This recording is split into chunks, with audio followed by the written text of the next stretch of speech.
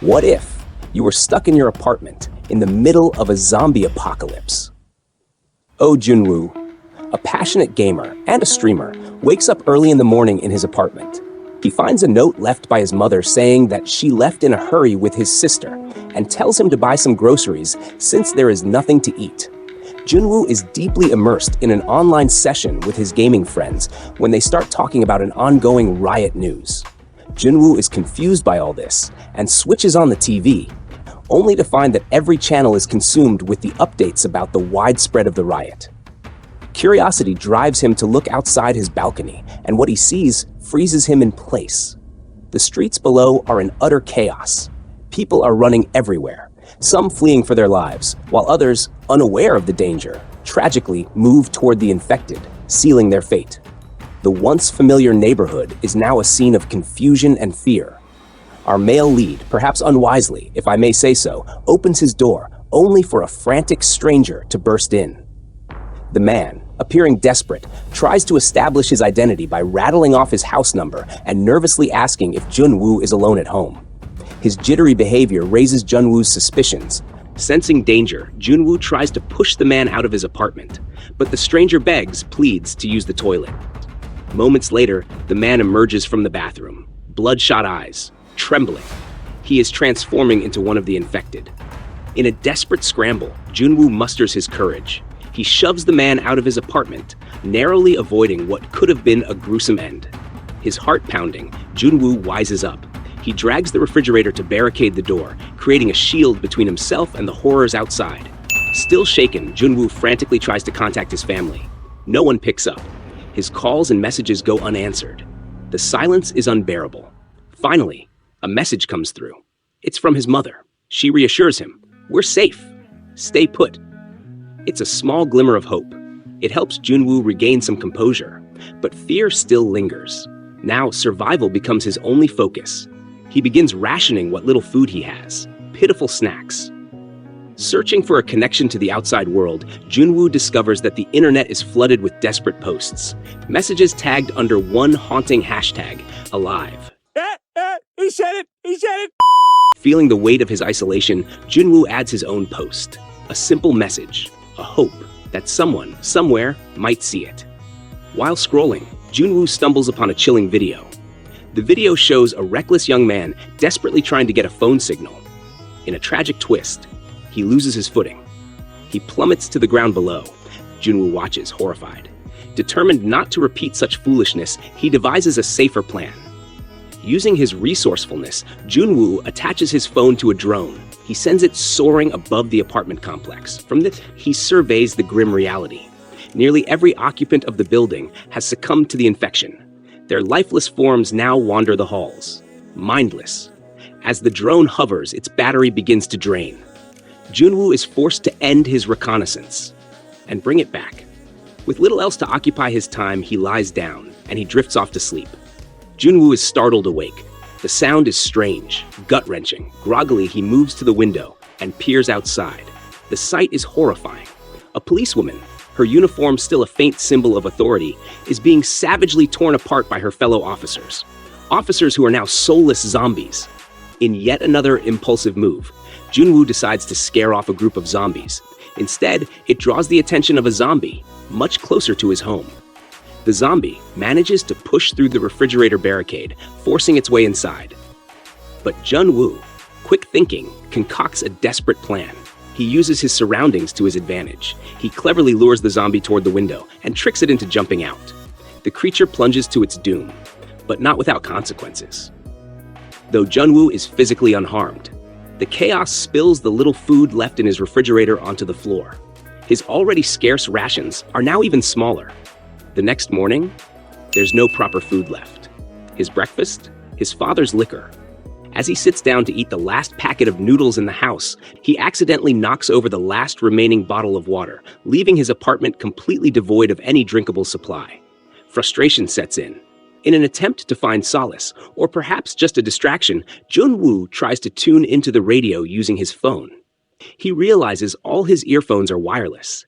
He has no wired pair to serve as an antenna. The weight of his isolation and desperation grows. Junwoo begins to seem a little unhinged, or perhaps It's just the liquor clouding his mind. He hallucinates reuniting with his family. For a fleeting moment, he feels the warmth of their presence.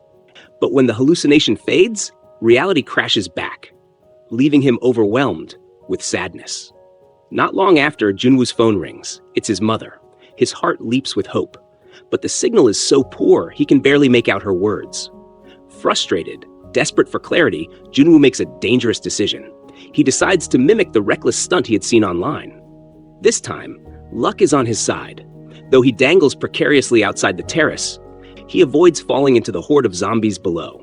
But the faint words he manages to catch from his mother confirm his worst fears. Something is terribly wrong with his family.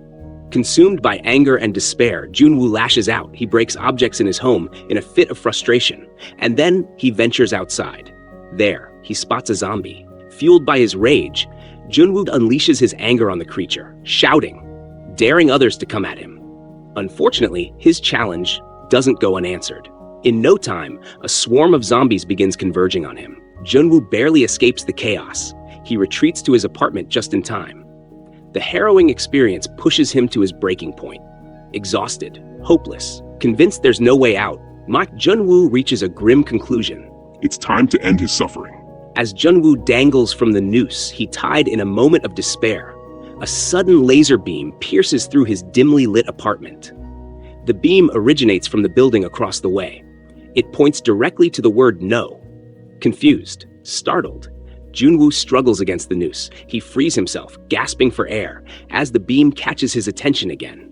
The laser moves deliberately, highlighting letters on the wall one by one, spelling out a single cutting word, idiot! Finally, someone says it! This clever intervention introduces us to our female lead, Kim Yoo-bin. Kim, watching from her fortified apartment, had been observing Junwoo's antics through a pair of binoculars. When Junwoo, now untangled and very much alive, spots her, he waves at her with unrestrained excitement. Kim responds with a casual wave of her own and gestures for them to reconnect at 7 o'clock. For the first time, we glimpse Kim's world. Unlike Junwoo's disheveled and chaotic space, her apartment is a fortress of order and strategy. She has ingeniously transformed it into a zombie-proof zone, complete with an array of booby traps. The next morning, Junwoo, being Woo, oversleeps. He wakes up groggily at 11 o'clock, 4 hours past their agreed meeting time. Embarrassed, he gestures an apology toward Kim and flashes his name on his phone screen. Kim responds by sharing her name in return. Despite the communication barriers, they agree to try again at 7 o'clock. As Kim prepares for the next day, one of her traps has ensnared a zombie that somehow breached her defenses. Without hesitation, she takes action, swinging the axe with precision and decisively ending the threat. The next morning, right on time, Kim notices Junwoo looking visibly famished. She decides to send him some food. Attaching a rope to a baseball, she hurls it toward his apartment, aiming for it to land inside. But unfortunately, the ball falls short of its mark. Thinking quickly, Junwoo uses his drone to deliver the rope to Yoo-bin instead. It's a testament to their contrasting survival styles. While Junwoo relies on tech, Yoo-bin's methods are more old school. With the rope successfully connected, they create a makeshift bridge. Yoo-bin carefully sends across a container filled with snacks and a precious bottle of water, offering Junwoo much-needed sustenance. However, the failed baseball attempt inadvertently creates a problem. The ball, now hanging by the rope, becomes a climbing aid for one of the zombies. It begins scaling the rope toward Yoo-bin's apartment. Junwoo notices this and frantically gestures to warn her. Acting quickly, he uses his drone to distract the zombie, flying it close to the creature's face. The plan works, momentarily. The enraged zombie swipes at the drone, destroying it in a fit of fury. But this gives Yoo-bin just enough time to act. With precision, she swings her axe, severing the zombie's hand. The creature plummets several stories down, to its demise. Later, Junwoo ventures out of his apartment, braving the zombie-infested building in search of supplies. He manages to scavenge a wired earphone, 2 walkie-talkies, and some food. His victory is short-lived, as he soon encounters a group of zombies. Forced to flee, he narrowly escapes back to the safety of his home. Once inside, Junwoo sends the container back across the rope bridge. This time it's filled with some of the food he found and one of the walkie-talkies. a gesture of gratitude, and a step toward better communication between the two. Using their talkies, Junwoo and Kim slowly start to communicate in a real way, understanding each other better. One day, as they talk, Junwoo suddenly hears a deep, echoing sound from outside. Thinking it's raining, he asks Yubin to bring out some containers to collect water. But when they look outside, they realize that it's not rain. Instead, a massive swarm of zombies is storming into both apartment complexes at the same time, moving like a chaotic wave. Their hearts pound as they immediately duck down, trying to stay as quiet as possible. The tension in the air is thick. Everything is still for a moment, until Kim accidentally knocks over a shelf in her apartment, the loud crash echoing through the silence like a gunshot. She knows she doesn't have much time before the zombies rush in. Thinking quickly, she tells Junwoo her plan. She's going to head to the 8th floor of his apartment building. She had spotted earlier that it was completely empty, making it the safest place to go for now. Junwoo agrees without hesitation. Without wasting a second, Kim takes action. With pure determination, she leaps over her balcony railing using a climbing rope, landing gracefully on the ground below. Her movements are swift and precise as she dashes toward the opposite apartment complex. Junwoo, unable to just stand by, rushes out to help her. The two of them barely make it inside the building as zombies close in on all sides. The doors slide open, and they jump inside as they quickly hit the button for the 8th floor. The doors shut just in time as the glass doors break. For a moment, everything is calm. The 8th floor is eerily silent, giving them a brief sense of relief. But that relief doesn't last long. Within seconds, the silence is broken by the sound of shuffling feet and growls. More zombies appear out of nowhere, charging straight at them. Just as they brace themselves to fight, a door swings open, and a man reaches out, grabbing them and yanking them inside his apartment. The door slams shut behind them, cutting them off from the chaos outside. Panting, they look at the man in shock. He seems friendly, offering them food and speaking in a calm voice. He tells them that the military is coming to rescue the survivors, giving them a small spark of hope in the midst of the nightmare. Their relief is short-lived. What felt like a moment of safety quickly turns into another nightmare as they realize the food was drugged. And before they can react, darkness takes over. Kim awakens to a horrifying scene, her hands tightly bound. He's dragging her toward a locked room, and behind that door, something is growling. It's his wife, now a full-fledged zombie. The man is offering Kim as food to his undead wife. Kim is desperately trying to fight off the zombie while the man listens from outside. When the noise from inside suddenly stops, he opens the door, thinking something went wrong. But just then, Kim throws the zombie wife toward the man. The zombie lunges, sealing his fate. Chaos erupts. Seizing the moment, Kim scrambles to grab a gun and fires 2 shots. The loud gunshot rings through the air like an alarm, instantly attracting every zombie in the neighborhood. Their time is up. The growls and pounding footsteps draw closer. There's no escape.